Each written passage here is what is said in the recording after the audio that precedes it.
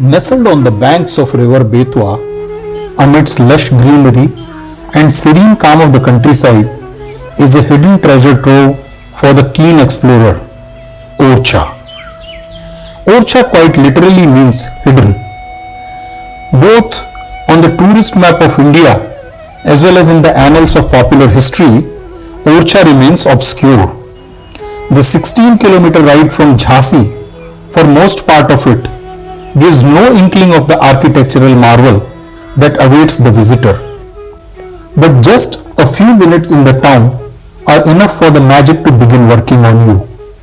The soaring temple spires, cenotaph domes, projected balconies, and latticed windows, crenellations of the fort and the enchanting ghats, spectacular ruins, and the pristine waters of Betwa. All of them, they transport us into the Middle Ages.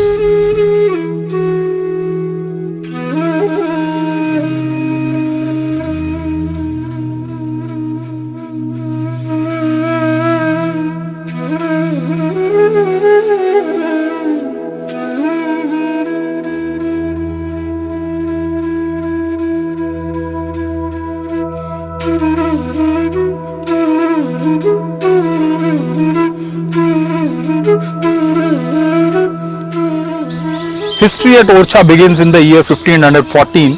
Raja Rudra Pratap Singh Bundela found his capital at Gadkundar too exposed and vulnerable to relentless attacks from Lodhis and Mughals. He was looking for a place which would be a bit secluded. 60 kilometers south of his capital Gadkundar, on a mound by the banks of Betwa, he found a perfect setting which was relatively concealed, and hence the name Orcha. Rudra Pratap Singh commissioned a palace, Raj Mahal, in the year 1514. In 1531, he moved his capital here. But tragically, he died the same year while protecting a cow from a praying tiger.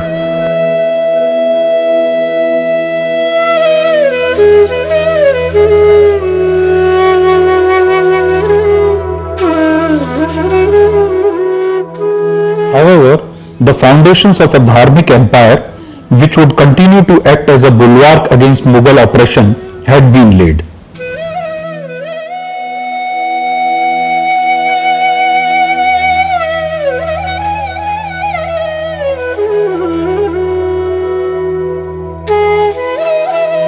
Rudra Pratap Singh's sons, Bharti Chand and Madhukar Shah, finished the Raj Mahal palace and fortified the whole place. Madhukar Shah built several other buildings including Rani Mahal and Chaturbhuj temple. The buildings of this early Bundel era are very similar to those in Amer.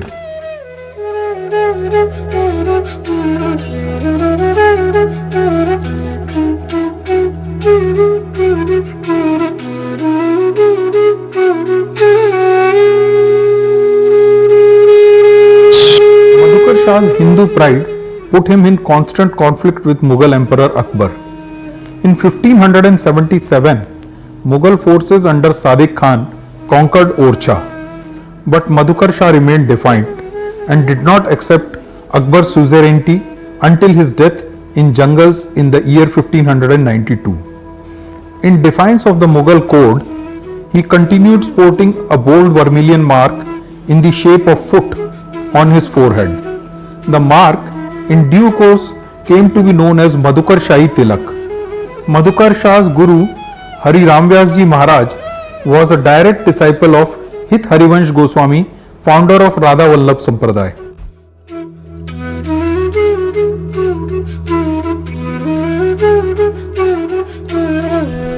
The most prominent landmark of Orcha is the Chaturbhuj temple. It's simply huge. From anywhere in the periphery of town, if you look towards the center, the first thing that one notices is the lofty spire of this temple.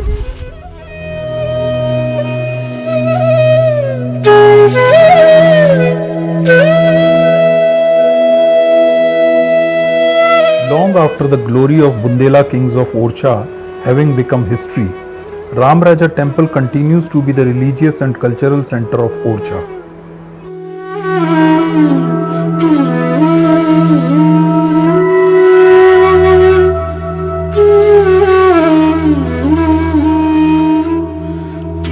Ram Raja temple is the life and work of Orchha today. This is the only temple where Bhagwan Ram is worshipped as a king, and that too in a palace. The Murti holds a sword in one hand and a shield in other.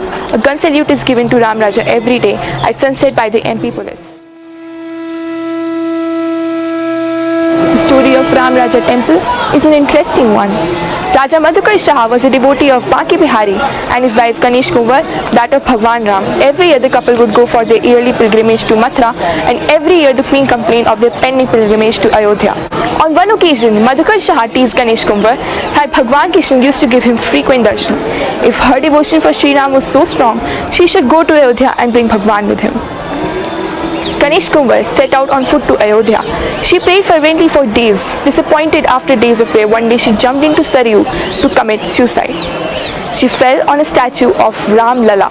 Could it be one of those statues which were thrown in the river in the wake of temple destruction by Muslim invaders in Middle Ages? I don't know.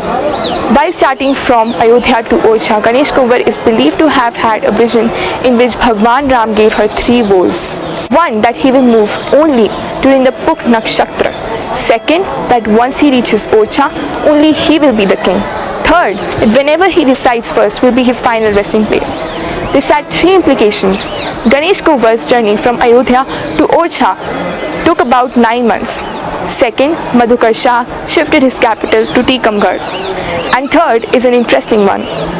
Ganesh Kuwar had ordered the building of Chaturbhuj temple to house Ram Lala, but on completion of the temple, the Murti refused to budge from its place. It has been resting ever since where it came first, the Queen's Palace. So the Queen's Palace, the Rani Mahal, was turned into the Ram Raja temple, and Lord Vishnu was installed as a deity in the Chaturbhuj temple.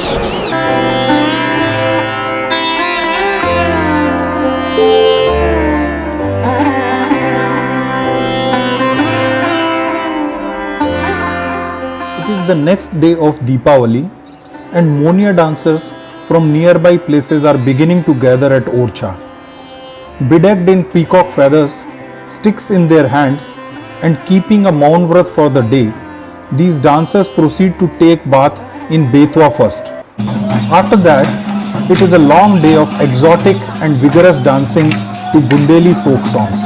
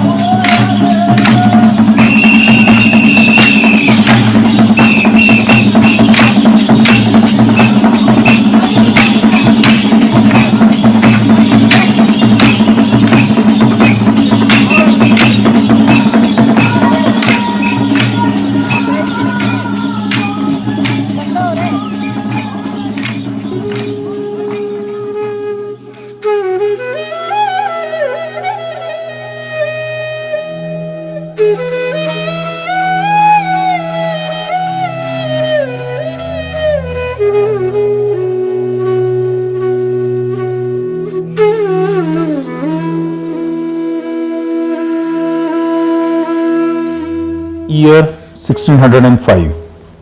With the arrival of third generation and its fifth ruler Bir Singh Dev, Orcha's sun was waiting to shine at its brightest.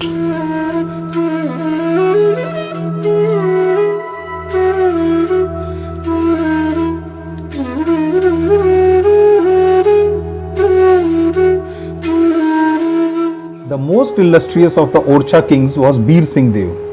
His 20-year rule from 1605 to 1626 is considered the golden period of Orcha.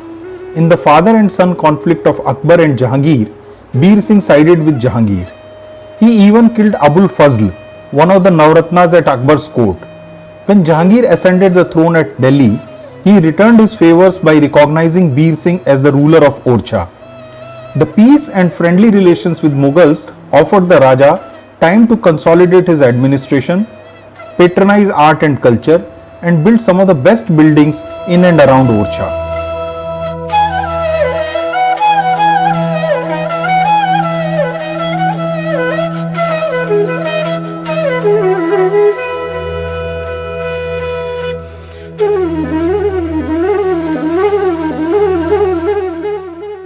Bir Singh was a prolific builder.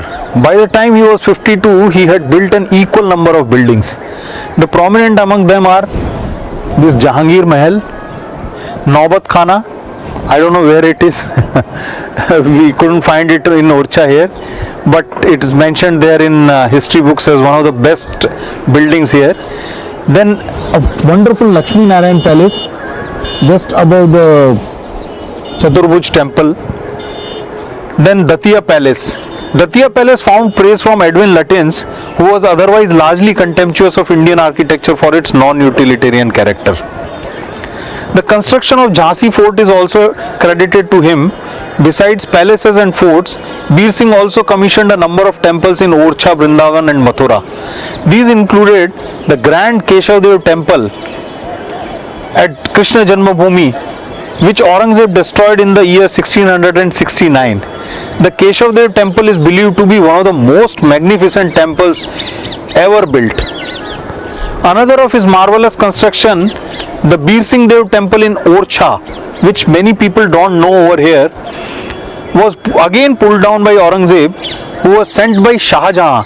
Actually, Aurangzeb was only 16 years old when he was sent here to quell Jujhar Singh's rebellion. Just like Janmasthan at Mathura, a mosque was erected in place of the temple at Orcha also.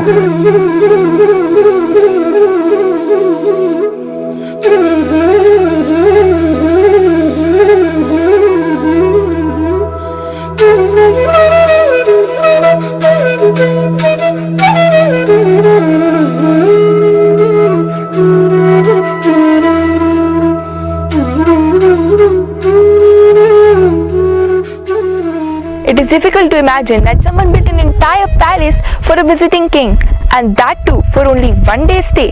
Jahangir Palace was built by Bir Singh Deo to commemorate the visit of his friend Mughal Emperor Jahangir.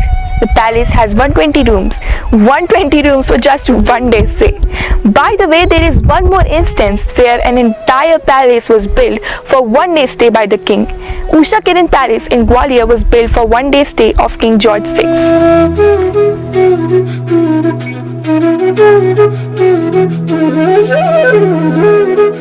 In the Mughal court of Jahangir, the stature of Bundelas during Bir Singh's time was similar to that of Kachwas led by Man Singh in Akbar's reign.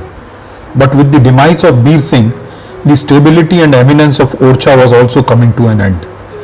Bir Singh's son Jujhar would have to pay a heavy price for his attempts to break free of Mughal rule.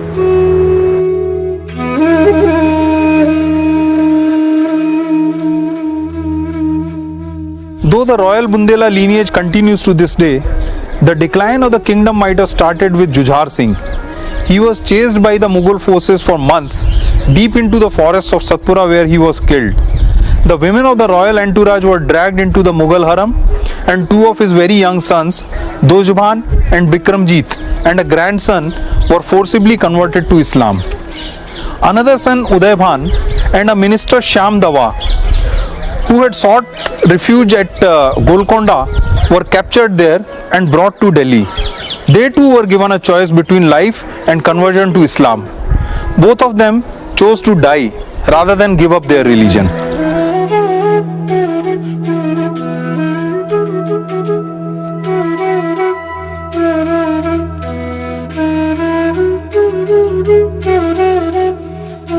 It is in these turbulent times that one of the most endearing traditions of Bundelkhand arose in the form of the legend of Hardaul Lala.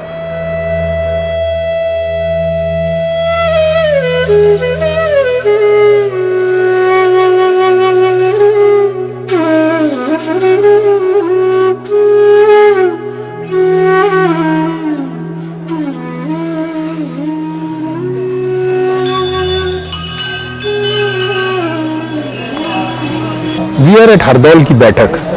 Youngest of Beer Singh's 8 sons, Hardol was poisoned to death by Jujhar Singh, who suspected him of illicit relations with his wife.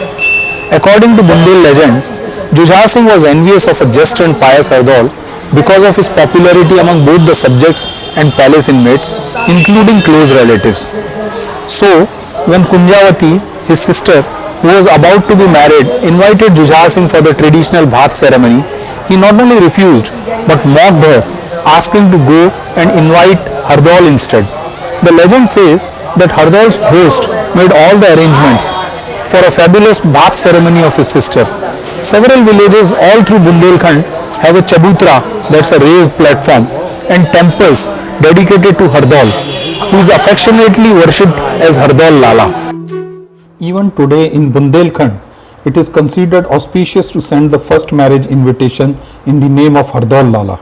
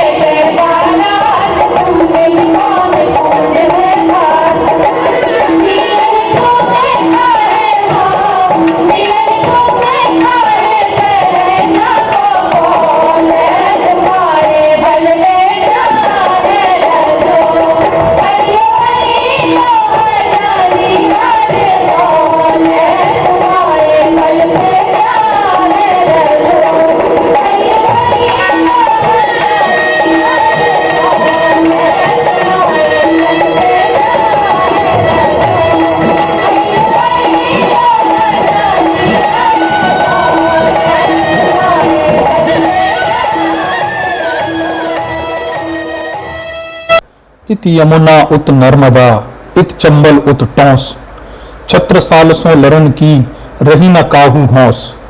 If Bir Singh Dev is the most illustrious of Orcha rulers, Maharaja Chhatrasal is the greatest hero to emerge from the Bundela lineage. Inspired by Shivaji Maharaj, Chhatrasal rebelled against Aurangzeb at the peak of his power. He is also remembered as Bundelkhand's Sher Shivaji. Chhatrasal had so inspired the Hindu rebellious spirit against Mughal oppression that Durjan Sal of Bundi allied with him, and even Sujan Singh, the Raja of Orcha, sent him a secret message wishing him good luck.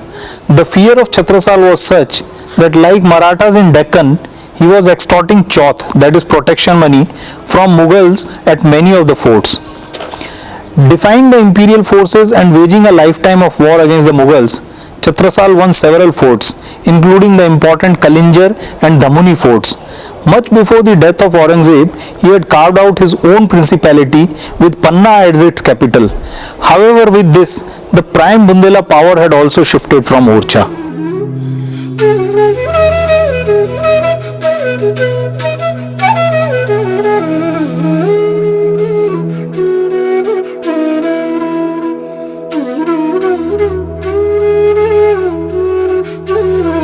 One lingering memory you will carry out of Orcha is the Chhatris on the beautiful Kanchan Ghat. Chhatris or cenotaphs on the banks of Betwa are a mesmerizing sight.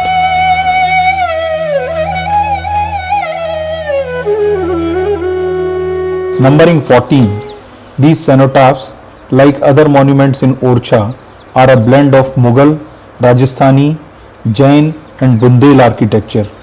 While the Chhatri of Bir Singh Dev has a pronounced Mughal influence, those of Madhukar Shah, Udait Singh and Pahar Singh are in the Jain Panchayatan style. The Chhatri of Maharaja Indramani Singh has a large Nagar style spire in its sanctum, and that of Bharti Chand is a typical example of Bundela architecture. After 3 days in Orcha, it is time to bid adieu.